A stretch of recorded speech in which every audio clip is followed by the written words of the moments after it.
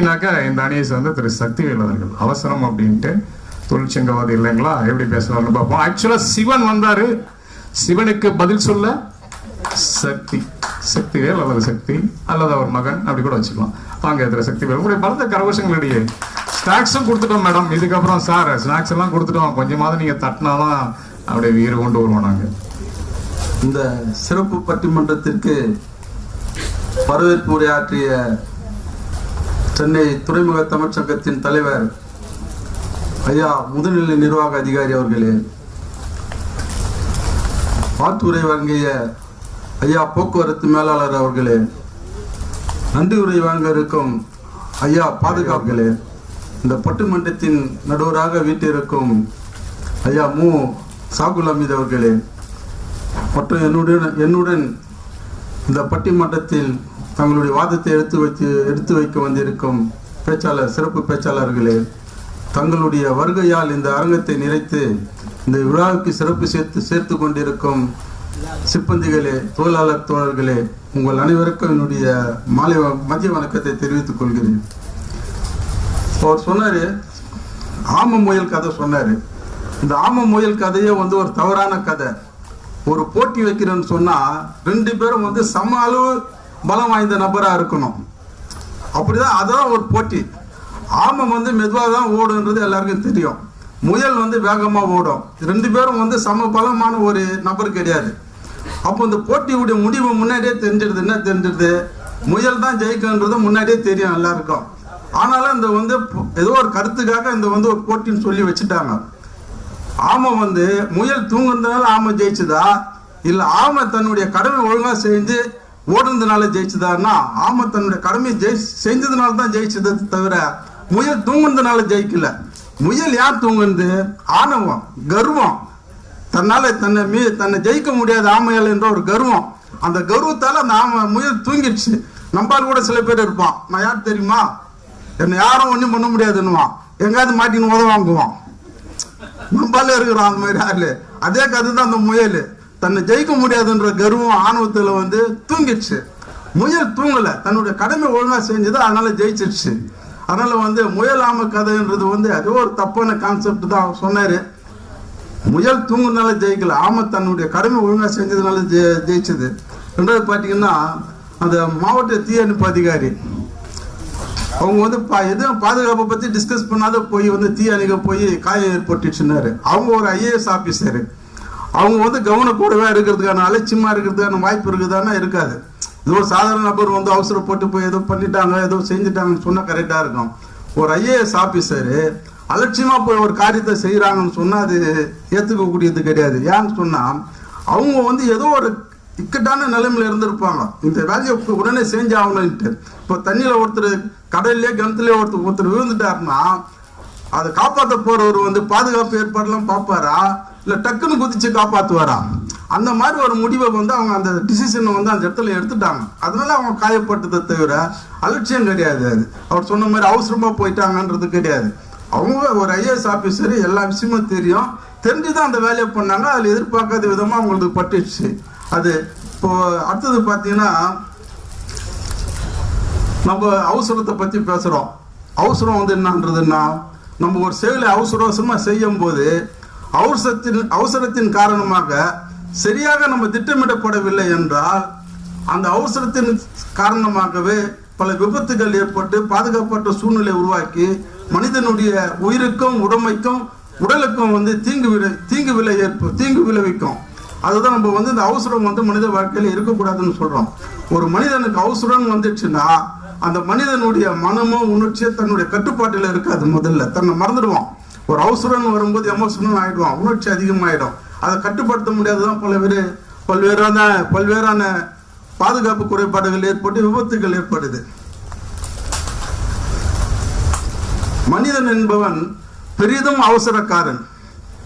மனிதன் என்பவன் பெரிதும் அவசரக்காரன். அவசரப்படுவது மனிதனுடைய பண்பல்ல, சாத்தானுடைய பண்பு.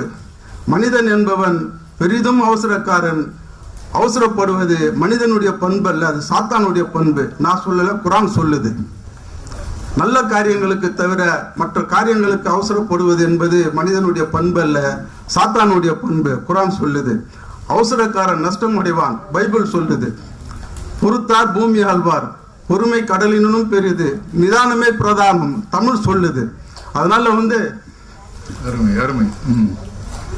மனிதன் அவசரம் பேசுறோம். ஒரு மனிதன் எதுக்கெல்லாம் அவசரப்படுறான்னு பார்ப்போம். பொதுவாக நம்ம அவசரம்னு சொல்லிட்டு போயிட்டா சரியா இருக்காது இல்லையா? அந்த அவசரம் எதனால ஏற்படுது, ஒரு மனிதன் எதுக்கு அவசரப்படுறான்றத பார்ப்போம். ஃபர்ஸ்ட் பார்த்தோமா, ஒரு பொருளை உற்பத்தி செய்யறதுல அவசரப்படுறான். ரெண்டாவது பார்த்தீங்கன்னா பணம் பொருள் சம்பாதிக்கிறதுல அவசரப்படுறான்.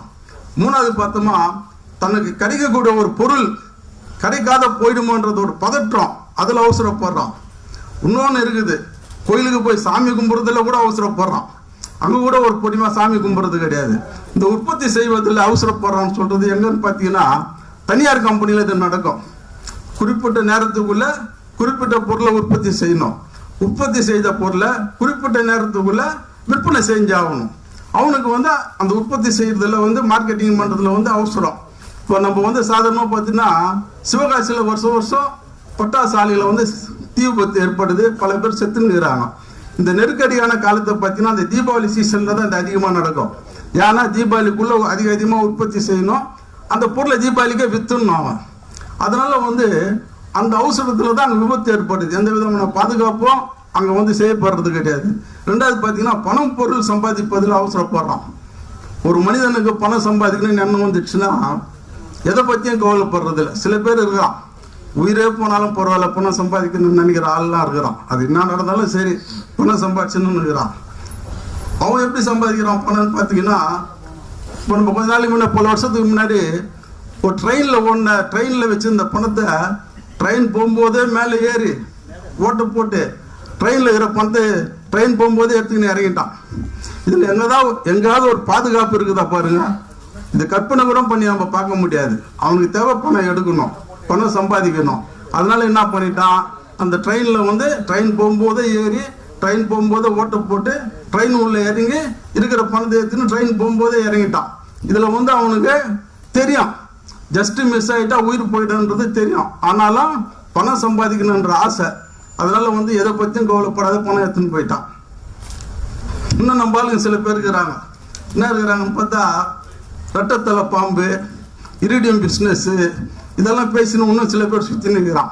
ஆனால் இவனுக்கு பேசுறதெல்லாம் பார்த்தீங்கன்னா கோடிக்கணக்கில் தான், எல்லாம் சி தான், 50 சி 100 சி 200 சி தான் எல்லாம்.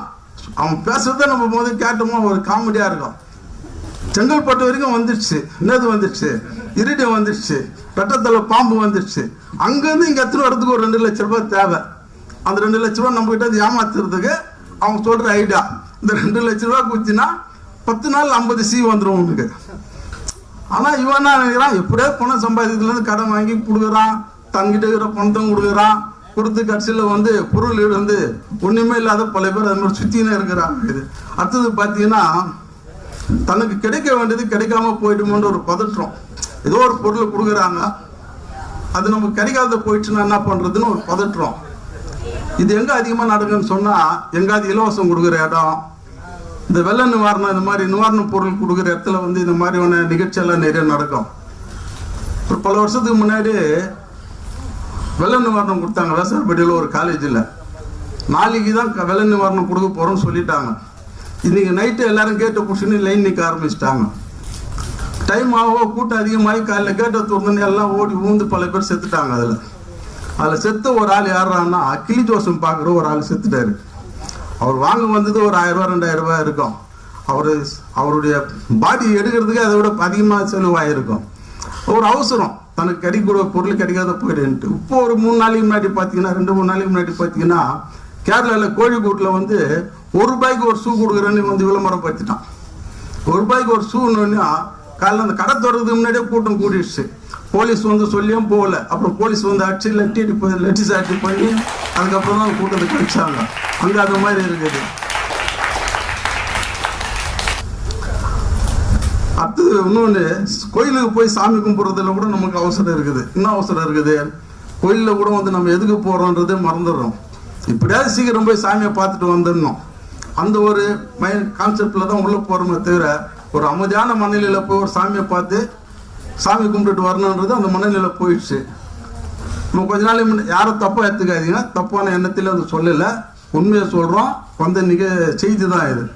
கொஞ்ச நாளைக்கு முன்னாடி ஒரு வருஷத்துக்கு முன்னாடி சொர்க்கவாசலுக்கு டிக்கெட் வாங்க போய் பல பேர் செத்துட்டாங்க. அவங்களுக்கு அது தெரியணும் இல்லை, இவ்வளோ கூட்டம் இருக்குது, இவ்வளோ கூட்டத்தில் போய் நம்மளால டிக்கெட் வாங்க முடியுமா, இல்லை ஒரு 10 நாள் 2 நாள் ஆனாலும் பரவாயில்லன்னு சொல்லி நம்ம வெயிட் பண்ணியும் பார்த்துருக்கலாம். ஆனால் டிக்கெட் எப்படியும் வாங்கி ஆகணுன்ற அவசரத்தில் அந்த பாதுகாப்பை பற்றியும் யோசிக்கல, இது விபத்து ஏற்படும் யோசிக்கவே இல்லை.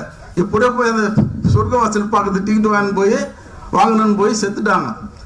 அப்படி செத்துவனுக்கும் அது கிளி ஜோசியக்காரனுக்கும் ஏதாவது வித்தியாசம் இருக்குதா? கிளி ஜோசியக்காரனாவது ஒரு 1000 ரூபாய் கிடைக்கும் தன்னுடைய வறுமைக்குன்னு வந்தான். இங்கே இருக்கிறவன் பாதுகாப்பே பார்க்காத அவசரமாக போய் டிக்கெட் வாங்க போய் அது செத்துட்டான்.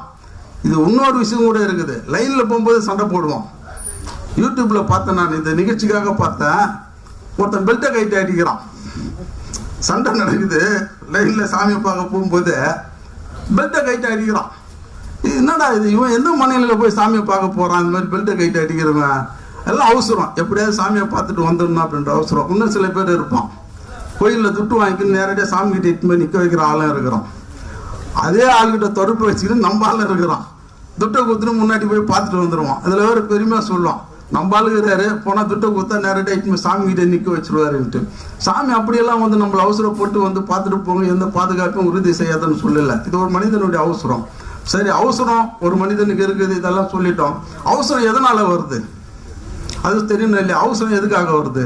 ஒன்று பயத்தால் வரும் அவசரம், 2வது பேராசையால் வரும் அவசரம். இந்த 2 தான் பெரிய காரணமாக இருக்கும். ஒன்று பயத்தால் அவசரம் வரும், இல்லைன்னா பேராசையால் வரும். அவசரம் ஆசை அதிகமாக இருக்கும்போது இந்த அவசரம் வரும்.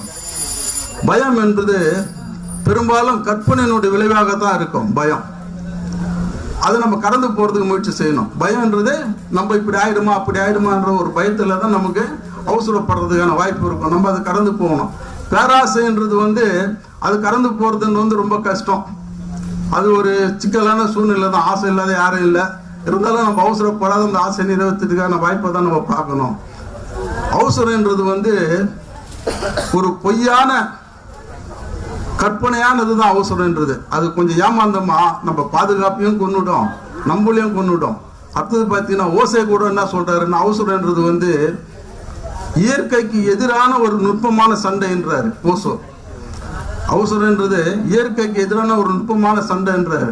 அதனால அவசரன்றது நம்ம பாதுகாப்பு மட்டும் இல்லை, நம்ம வாழ்க்கையே மாற்றி அமைச்சிடும், சீர்குலைச்சிடும். அதனால நம்ம எல்லாரும் அவசரப்படாத பொறுமையா இருந்து சிந்தித்து செயல்பட்டு பாதுகாப்போடு விபத்து இல்லாத ஒரு சமுதாயத்தை உருவாக்கி நாமும் பாதுகாப்போடு வாழணும்னு சொல்லி வாய்ப்புக்கு நன்றி கூறி விடைபெறுகிறேன். நன்றி, வணக்கம். நன்றி நன்றி. மிக தெளிவா தொழிற்சங்கவாதி இல்லைங்களா? பாயிண்ட் பை பாயிண்ட்ல ஒன்றும் அவசரம் அடுக்கிட்டு போயிட்டாரு. அடுத்த அன்னைக்கு கொஞ்சம் ஷேக் இருக்க தான் செய்யும் நினைக்கிறேன். அழகா சொன்னாரு, குரான்ல இருந்து எடுத்தாரு, பைபிள்ல இருந்து எடுத்தாரு, தமிழ்ல இருந்து எடுத்தாரு, கோயிலுக்கு போய் டிக்கெட் வாங்கிட்டு போயிட்டாரு அப்படின்னு வருத்தப்பட்டாரு. அப்புறம் ஒரு IAS ஆபீசர்னா அவங்க எப்படி இருக்கணும்ல, அவங்க அலட்சியமாக இருப்பாங்க. ஆக்சுவலி பார்த்தீங்கன்னா ஆக்சிடென்ட் ஆச்சுன்னா நம்ம யாருக்கு கால் பண்ணுவோம்? ஆம்புலன்ஸுக்கு கால் பண்ணுவோம். ஆம்புலன்ஸ் ஆக்சிடென்ட் ஆச்சுன்னா யார்கிட்ட போய் கால் பண்ணுறது? ஒரு பிரச்சனை ஒரு IAS ஆஃபீஸர்கிட்ட போய் சொல்கிறோம், அவங்களே ஒரு பிரச்சனை போய் மாட்டோம்னா திருப்பி யார்கிட்ட போய் சொல்கிறது? அப்படிங்கிற மாதிரி எல்லாம் நிறைய கொஸ்டின் போட்டார். இந்த இரிடியம், 2 தலை பாம்பு, 8 தலை நாக்கு, ஒருத்தவங்க 8 தலையில இருக்குது, அதில் 4 நாக்கு இருக்குது, அந்த மாதிரி எல்லாம் நிறைய கிளப்பி விட்டுட்டு இருந்தாங்க ஒரு காலத்தில். அது நியூஸ் பேப்பர்லேயே வந்தது.